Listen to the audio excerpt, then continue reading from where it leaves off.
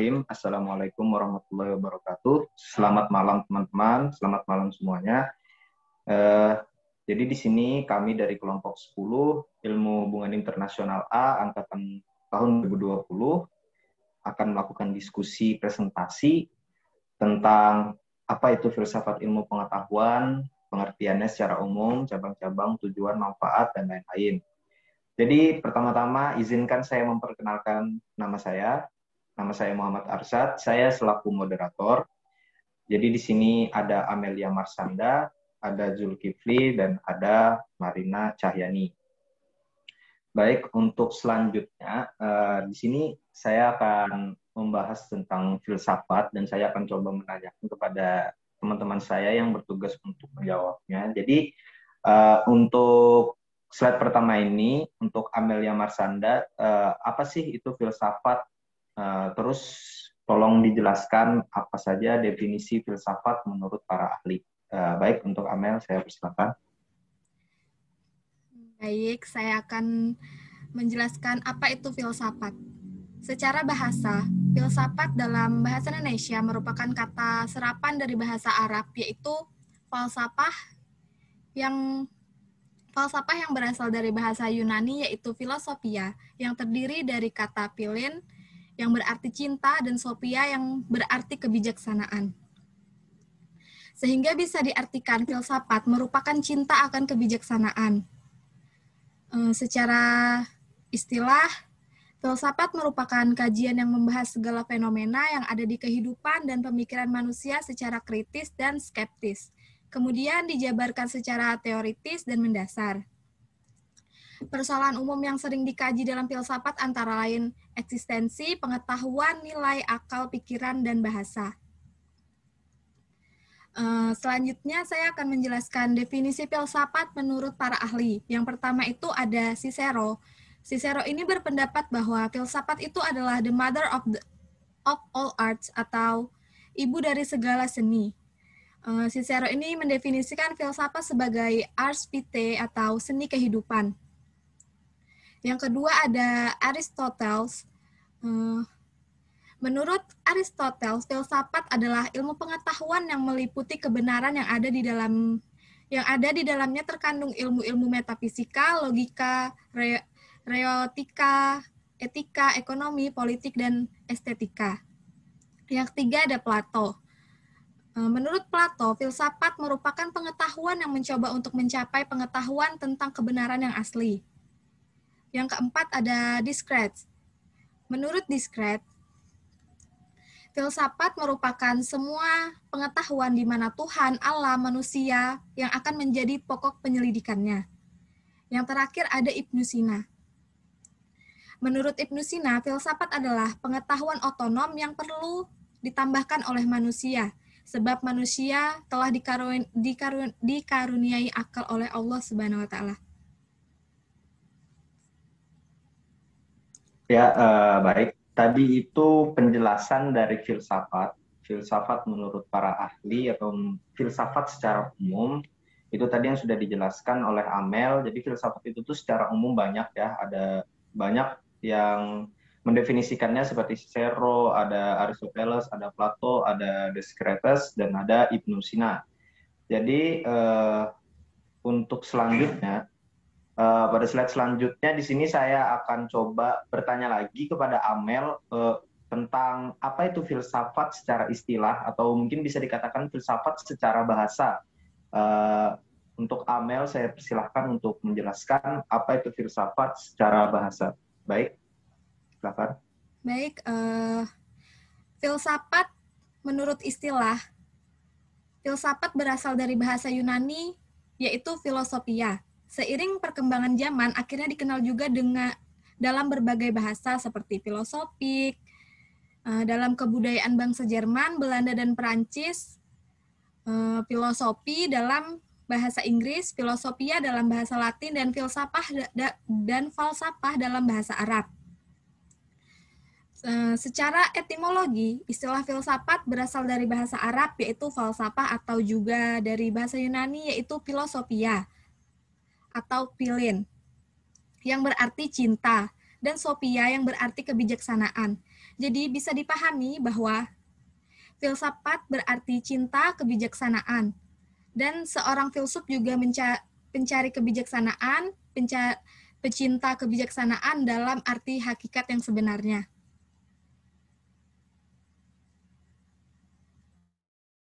Ya, baik, itu tadi penjelasan filsafat secara istilah. Jadi filsafat itu ada dari bahasa Arab dan ada dari bahasa Yunani.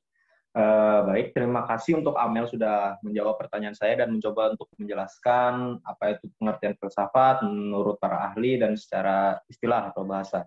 Selanjutnya, filsafat terutama filsafat Barat pertama kali muncul pada abad ke-7 Silam Masehi di Yunani. Jadi di sini saya akan bertanya kepada Marina, bagaimana filsafat itu bisa muncul? Terus apa maksud berpikir secara metodis, sistematis, koheren, rasional, dan komprehensif? Jadi untuk Marina, silakan untuk menjawab pertanyaan saya dan menjelaskan kepada teman-teman. Baik. Oke, terima kasih Arsyad. Jadi saya akan menjelaskan bagaimana filsafat bisa muncul. Jadi seperti yang tertera di PowerPoint, ya filsafat terutama filsafat Barat muncul di Yunani sejak abad ke-7 sebelum Masehi. Nah, filsafat itu muncul ketika orang-orang mulai berpikir dan berdiskusi akan keadaan alam, dunia, dan lingkungan di sekitar mereka. Pada waktu itu, ritual dan penyembahan dewa-dewi sangat berkembang pesat. Penyembahan ini tidak dapat dianalisa menggunakan nalar dan akal semata. Mereka bertanya, apakah mungkin untuk mengetahui segala sesuatu dan membuktikannya, apa yang paling nyata? Itu salah satu dari pertanyaan filsafat klasik. Setelah itu, filsuf-filsuf Yunani yang terbesar antara lain ialah Socrates, Plato, dan Aristoteles. Pada zaman Yunani kuno, Socrates membenci para sofis. Sofis dari kata Sophia yang artinya kebijaksanaan. Jadi sofis itu orang-orang yang bijaksana. Nah, karena mereka waktu itu meminta bayaran untuk pelajaran kebijaksanaan mereka. Akan ada orang-orang yang pergi ke para sofis ini, kemudian meminta ajaran kebijaksanaan mereka. Socrates membenci para sofis ini karena Socrates menganggap kalau ajaran mereka itu tidak sama sekali tidak berguna. Socrates juga dikenal sebagai pria yang paling bijaksana. Karena ia secara tegas menyatakan, aku tahu bahwa aku tidak mengetahui apapun. Nah, saat dimintai tolong orang-orang Yunani kuno, daripada mempertimbangkannya sendiri lalu memberitahu orang itu apa yang harus dilakukan, metode beliau dalam melaksanakan filsafat itu dengan mempertanyakan orang yang meminta tolong itu dengan suatu hal. Jadi orang tersebut dapat merangsang munculnya pemikiran baru atau gagasan baru. Iya. Metode itu disebut juga Elenchus atau metode Socrates. Nah, dengan metode ini Socrates menunjukkan bahwa kita semua ini memiliki kecakapan untuk kebijaksanaan. Hanya jika kita memiliki tekad dan kemauan untuk berpikir dan mencari kebenaran dalam prinsip diri kita. Secara historis, filsafat mencakup inti dari segala pengetahuan. Filsafat bukan hanya berkutat dengan alam semesta, ada banyak pemikiran terhadap metafisika, dengan distinksi yang tegas terhadap realitas seperti moralitas, politik, dan estetika. Pada era modern ini, beberapa investigasi yang secara tradisional merupakan bagian dari filsafat, yang dulunya bagian dari filsafat, sekarang jadi bidangnya tersendiri. Itu seperti contohnya psikologi, sosiologi, linguistik, dan ekonomi. Nah, terus pertanyaan selanjutnya kan apa maksud berpikir secara metodis, sistematis, koheren, rasional, dan komprehensif? Yang pertama itu ada metodis. Metodis itu maksudnya memiliki metode-metode teratur untuk mencari kebenaran. Jadi tujuannya untuk mencari kebenaran. Yang kedua, sistematis. Sistematis itu dapat menguraikan dan merumuskan sesuatu secara teratur dan logis. Nah, filsafat itu tidak hanya membeberkan ide-ide atau penalaran secara sembarangan saja. Justru pemikiran filsafat itu harus bisa mengklasifikasi atau menggolong-golongkan. Jadi tidak boleh sembarangan, tapi harus tersusun. Yang ketiga itu koheren. Koheren artinya saling berhubungan atau bersangkut paut, mencari sebab akibat. Keempat itu rasional. Rasional artinya dipikirkan dan dipertimbangkan secara logis sehingga dapat dibenarkan. Pemikiran filsafat itu harus masuk akal sehat dan objektif. Filsafat memang pada dasarnya memang berpikir, tapi berpikir itu bukan maksudnya berhayal. Jadi filsafat itu harus kritis dan bukan hanya imajinasi belaka. Yang kelima, yang terakhir, ada komprehensif. Komprehensif itu meliputi banyak hal, menyeluruh, utuh, dan berperinci. Pemikiran filsafat itu bertujuan untuk menjelaskan keterangan secara lengkap, tidak setengah-setengah, dan untuk mendapatkan wawasan yang lebih banyak dan lebih luas lagi. Mungkin sekian dari jawaban saya kembalikan sama Arsyad. Ya, baik. Terima kasih Marina atas penjelasannya. Jadi itu tadi tentang bagaimana filsafat bisa muncul, terus ada beberapa cara berpikir filsafat yang sudah dijelaskan oleh Marina. Sangat lengkap sekali.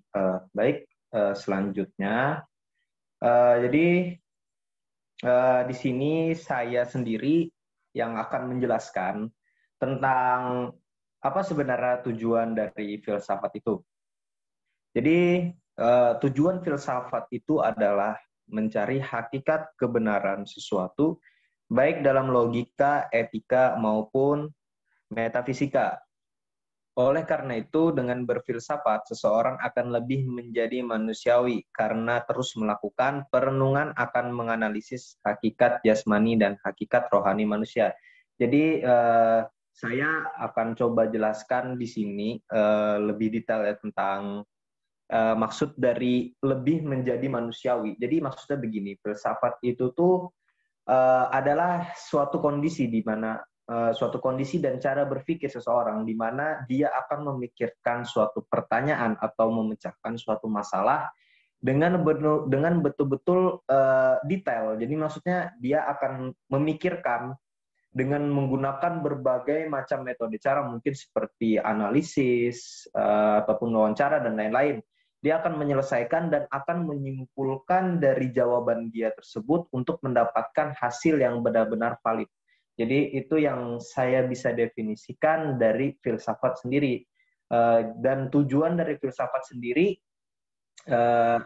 sudah jelas ya, untuk bisa membantu seseorang dalam mengatasi masalah, mungkin dalam menjawab suatu pertanyaan atau memecahkan suatu kasus. Dan kasus itu sebenarnya tidak yang dimaksudkan seperti kasus kejahatan ataupun crime yang bersifat crime, itu tidak seperti itu. Sebenarnya kasusnya itu banyak, mungkin bisa termasuk dalam ilmu pendidikan, dalam budaya, ataupun dalam politik seperti yang sudah disebutkan oleh teman-teman saya tadi. Baik, jadi di sini saya sendiri yang akan menjelaskan tentang apa manfaat kita mempelajari filsafat. Tentu banyak ya kolonya manfaat filsafat itu dalam kehidupan sehari-hari, terutama dari belajar filsafat apa yang bisa kita ambil atau kita petik. Jadi di sini saya akan menyebutkannya. Di sini ada 10 manfaat dari mempelajari filsafat yang bisa kita ambil. Yang poin pertama, filsafat akan mengajarkan untuk melihat segala sesuatu secara multidimensi. Jadi maksud dari filsafat akan mengajarkan dan melihat segala sesuatu secara multidimensi, maksudnya kita sebagai orang yang mempelajari filsafat, kita tidak akan melihat suatu hal, suatu kasus, atau suatu pertanyaan, ataupun suatu teori hanya dari sudut pandang tertentu saja. Jadi seperti kita misalkan tadi filsafat, apa sih pengertian filsafat? Jadi kalau kita yang orang memang belajar filsafat dan kita mempelajari filsafat, kita tidak akan mencari jawaban dan mengakui bahwa oh filsafat itu ternyata artinya cuma ini. Jadi filsafat itu banyak jika orang mempelajari sudut pandang multidimensi. Jadi filsafat itu artinya banyak, ada menurut bahasa, ada menurut istilah, dan ada menurut para ahli. Jadi poin kedua, filsafat mengajarkan kepada kita untuk mengerti tentang diri sendiri. Jadi filsafat itu selain dia bisa membuat kita berpola pikir kritis dan lain-lain, dia bisa mengajarkan ke kita dan memberi kita pemikiran untuk mengenal atau mengerti tentang diri kita sendiri. Terus poin ketiga, filsafat mengasah hati dan pikiran untuk lebih kritis terhadap fenomena yang berkembang. Ya seperti yang sudah saya jelaskan dan teman-teman jelaskan tadi, tentu saja dengan belajar filsafat akan membuat kita berpikir lebih kritis dan lebih sistematis. Terus poin keempat, filsafat dapat mengasah kemampuan kita dalam melakukan penalaran. Jadi dari belajar filsafat sendiri, seperti sebenarnya filsafat yang poin keempat ini dan poin nomor 1 itu ada sangkut pautnya ya, tentang multidimensi dan melakukan penalaran. Jadi dengan melakukan penalaran itu sudah kurang lebih sama dengan multidimensi. Jadi kita itu tidak terpaku hanya dengan satu sumber atau satu jawaban. Kita bisa mengambil dari berbagai macam jawaban atau mengambil dari berbagai macam pola pikir. Jadi itu yang dimaksud dengan filsafat dapat mengasah kemampuan kita dalam melakukan penalaran. Terus yang poin kelima, belajar dari para filsuf lewat karya-karya besar mereka. Jadi yang dimaksud dengan belajar dari para filsuf, seperti yang kita ketahui bahwa filsafat ini tentu pasti ada penemunya kan, seperti yang dijelaskan oleh Amel tadi pada slide kedua dan ketiga tentang apa sih definisi filsafat secara umum dan secara sudut pandang para ahli. Nah, para ahli itu pasti kan membuat karya-karya besar mereka entah berupa buku ataupun penemuan-penemuan yang lain. Jadi kita bisa belajar lewat situ. Terus yang poin keenam, filsafat akan membuka cakrawala berpikir yang baru. Tentu saja filsafat sendiri akan membuat kita berpikir lebih luas. Jadi tidak terpaku pada pemikiran dan sumber yang itu aja. Jadi itu juga ada sangkut pautnya dengan poin ke nomor 4. Terus poin ketujuh, filsafat membantu kita untuk dapat berpikir dengan lebih rasional. Jadi yang dimaksud dengan lebih rasional itu adalah lebih sistematis.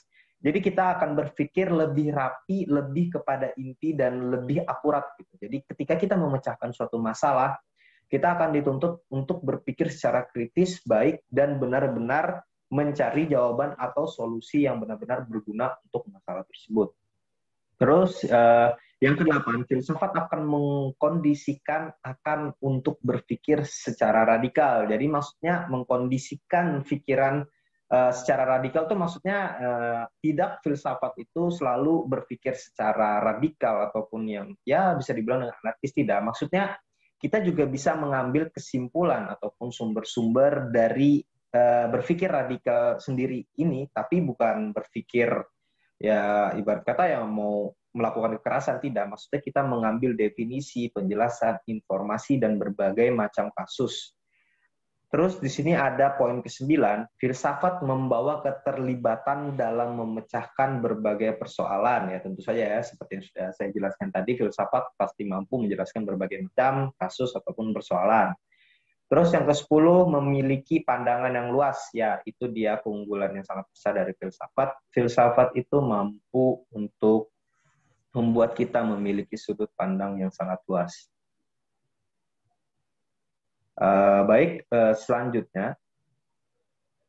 Selanjutnya di sini ada filsafat. Jadi saya akan bertanya pada teman saya selanjutnya, pada Zulkifli, tentang apa sih dan bagaimana filsafat. Untuk Zul, silakan untuk menjawab pertanyaan dari saya. Terima kasih. Oke, pertanyaannya begini, bagaimana filsafat menjalankan perannya? Sebenarnya tadi teman-teman sudah banyak menyinggung masalah peranan atau fungsi dari filsafat ini sendiri. Mungkin saya hanya akan menambahkan sedikit. Jadi seperti yang kita ketahui, filsafat itu kan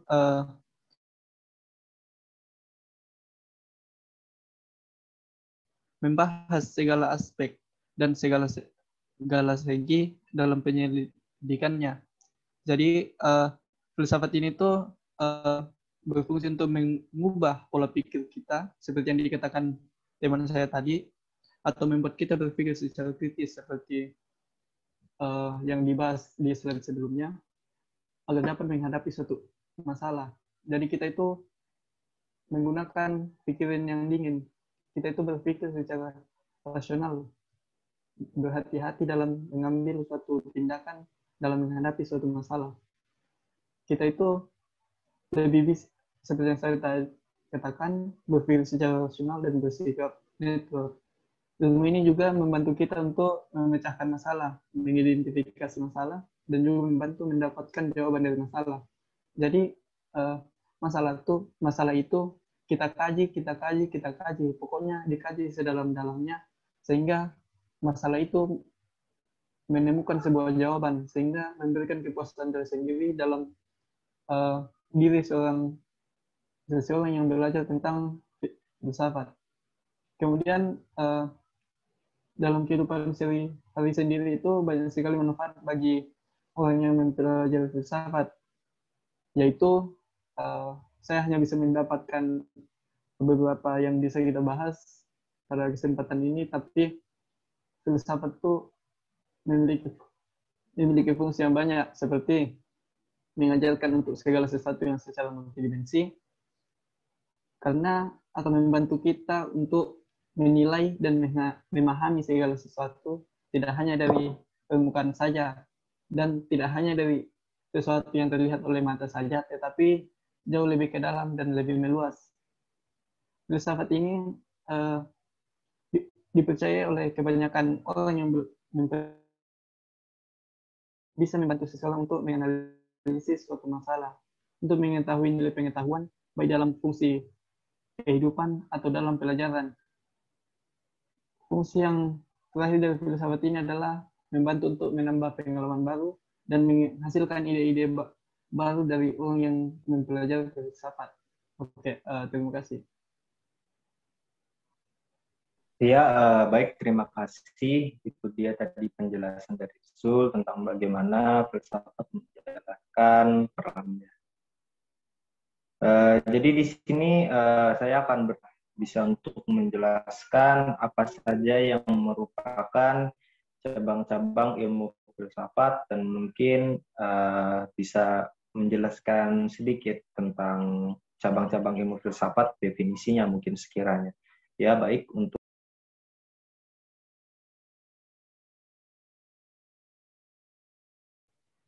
Oke, cabang-cabang ilmu filsafat kan ada 3, yaitu metafisika, epistemologi, dan aksiologi. Yang pertama kita akan membahas tentang metafisika. Secara harfiah, metafisika adalah melampaui ilmu pengetahuan, karena dalam bahasa Yunani arti dari meta adalah melampaui, sedangkan fisika memiliki arti fisika. Cabang ilmu ini mempelajari tentang jati diri manusia, termasuk alam semesta, makhluk spiritual, kehidupan pasca kematian, dan lain-lain. Kemudian cabang ilmu filsafat ini maksudnya metafisika ini tuh memiliki cabang lagi, yaitu ontologi yang mempelajari tentang eksistensi atau keberadaan. Kemudian teologi mempelajari tentang ketuhanan atau proses penciptaan. Kemudian sains universal yang mempelajari tentang prinsip jati diri. Kemudian yang kedua, epistemologi. Dalam bahasa Yunani yang memiliki arti teori pengetahuan. Cabang ilmu ini mempelajari tentang makna dari pengetahuan, bagaimana cara mempelajari dan memiliki pengetahuan, seberapa banyak pengetahuan yang kita lampaui, dan lain-lain. Cabang dari epistemologi ini ada 4, yaitu antiologi, yang berarti tentang alam kebenaran. Kemudian epistemologi formal tentang penggunaan probabilitas dan penggunaan logika yang berhubungan dengan epistemologi. Kemudian metaepistemologi tentang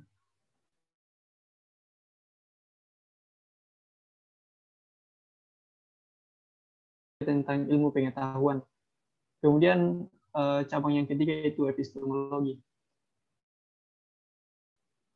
Maksudnya aksiologi. Aksiologi ini cabang filsafat yang berhubungan tentang studi penilaian. Kemudian terbagi lagi menjadi 2 cabang, yaitu estetika dan etika. Estetika ini mempelajari tentang persepsi dan apresiasi keindahan. Kemudian etika yang mempelajari tentang moralitas dan nilai-nilai. Etika sendiri masih dibagi menjadi 3 cabang, yaitu etika normatif, metaetika, dan etika 8. Oke, terima kasih. Ya, baik, terima kasih untuk Zul. Jadi itu tadi yang sudah dijelaskan oleh Zul tentang apa saja cabang-cabang dari ilmu filsafat. Ternyata cabang-cabang ilmu filsafat itu selain dari 3 ini, mereka juga punya akar masing-masing, atau mungkin bisa dikatakan dari cabang masing-masing ini memiliki cabang lagi yang sudah seperti dijelaskan oleh teman kami Zulkifli. Baik, mungkin sekian hasil diskusi dari kelompok kami tentang filsafat. Terima kasih untuk teman-teman semua telah bisa hadir pada pertemuan kali ini, dan terima kasih atas diskusinya. Kurang lebihnya kami mohon maaf jika ada kesalahan atau mungkin ada sedikit gangguan audio ataupun visual, kami mohon maaf. Kurang lebihnya kami berdiri. Assalamualaikum warahmatullahi wabarakatuh.